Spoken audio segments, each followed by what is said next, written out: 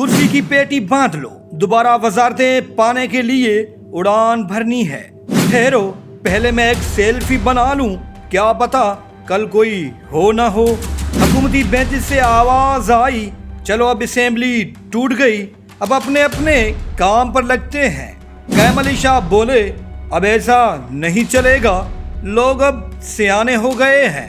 छनास वाले लोग हैं, सिंध के लोग, भूसे वाले भी हैं। अचानक एक आवाज आई, अगर अगली बार असेंबली आना है तो गेम तगड़ा खेलना पड़ेगा।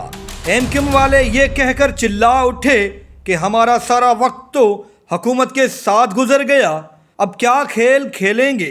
एक गुमनाम जगह से आवाज आई, बेटा वही जो तुम्हारा पुराना धंधा है उसे दोबारा शुरू कर दो। मुराद अली शाह और एमक्यूएम के मेंबर्स ने एक दूसरे को झप्पी दी और कहा, ये हुई ना बात, अब मजा आएगा, अब काम करके दिखाएंगे। ये काम के न काज के, दुश्मन है आवाम के। बाबा प्लीज ऐसा मत कहें, वो लीडरान हैं। क्या हुआ अगर मुराद अली शाह अवाम सिर्फ अपने घर वालों को समझते हैं, क्या उन घर वालों को हुकूक नहीं मिले? ये मरेगा साला, कुत्ते की मौत मरेगा। बाबा इतने जज्बाती मत बने, ये जो लोग जरा सी तनकीद बर्दाश्त नहीं कर पाते, वो ये तुम्हारी गालियां कैसे बर्दाश्त करेंगे? वैसे कमाल है ना, मुराद अली शाह ने जैसे ही इक्तदार का चश्मा उतारा, उन्हें सड़कों पर बेरोजगार नौजवान नजर आ गए, एकदम से नौकरियां दे डाली, फिर भले अदालतें कुछ भी करें।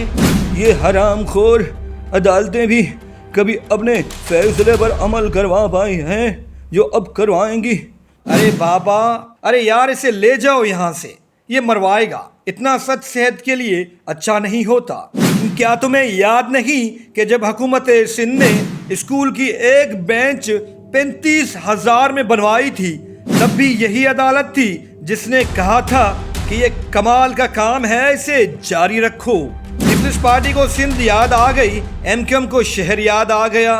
लोगों का क्या, वो तो है ही बेवकूफ, उन्हें फिर से बेवकूफ बनाएंगे, फिर से वोट लेंगे और फिर से सैलाबों में मरने के लिए तन्हा छोड़ देंगे। अरे तू छोची मत हो धुआं। ओके बाबा ओके, भाई कैमरा बंद कर।